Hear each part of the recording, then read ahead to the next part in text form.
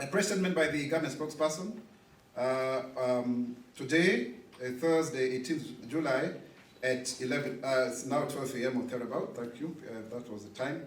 The government regrets the occasional recurrence of the violence that has rocked the country in the past month since the first protests on 18th of June 2024, in an effort to voice concerns on the way in which the country was taking.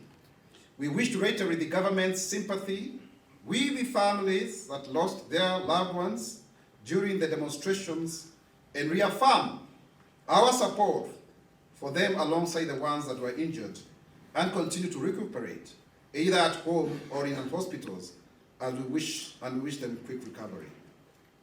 On the other hand, we cannot forget the business people who have suffered huge losses as their businesses remained closed during the demonstrations, losing billions of shillings. We wish to empathize with them as they strive to recoup their lost incomes. Overall, the country has lost approximately 6 billion shillings, according to KRA, as a result of the demonstrations, and fears abound that if the protests continue, the economy will have a negative impact in this new financial year as well. And you know we have a huge tax hole as a result of the non-passing or the rejection of the finance bill of 346 billion and the carryover of an expenditure from last year, pending bills of about 220 billion. As a government, we therefore make a passionate appeal to our children and our youth to reconsider their plans to uphold to hold the demonstrations, since that which they were clamoring for has been acceded to, and that these demonstrations have been infiltrated by goons whose aim is to destabilize the country's peace and prosperity. The government reaffirms that the President and the whole of government at large has heard your loud and clear voices, and we are ready to act on your concerns as demonstrated by the recent developments, which saw the President's unprecedented responsiveness to your demand by actually coming even to X to speak to us. The President, as both the head of state and the head of government, has taken a number of steps in response to your concerns regarding governance of our country, which include, but not limited to, the rejection of the finance bill, where your voices were heard, and the controversial bill was dropped, reflecting the power of collective advocacy.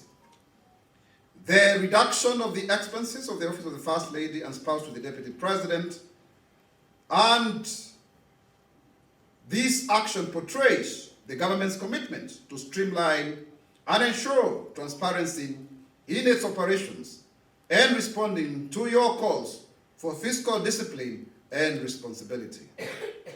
The President's direct engagement with you on social media demonstrates a commitment to open dialogue and addressing your concerns in real time through an interactive channel of your choice, signifying the shift in the means and modes of communication to the benefit of the common wananchi in a more democratic and individualized and personalized manner.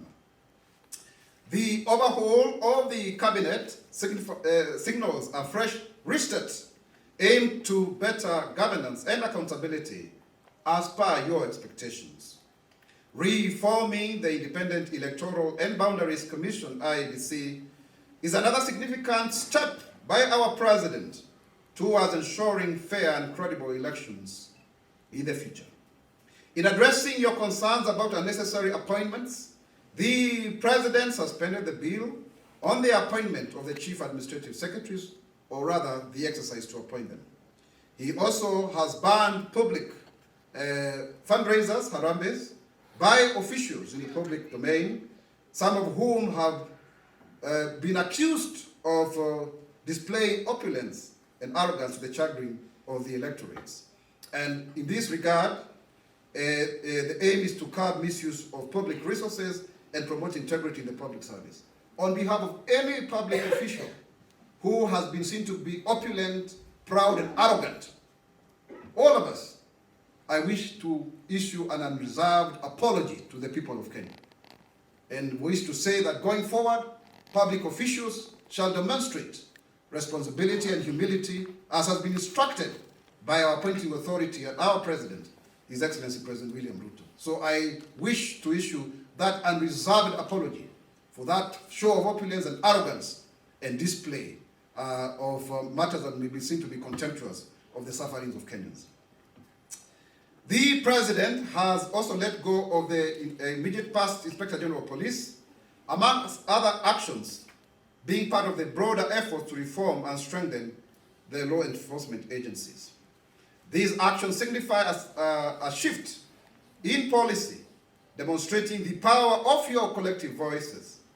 While we urge to demonstrate a strong prick to our souls as well, so that we recognize the progress made so far in addressing the concerns of fellow Kenyans, and to allow the changes already taken to actually percolate and to have the right kind of effect, so that our country can grow economically, socially, politically, and even spiritually.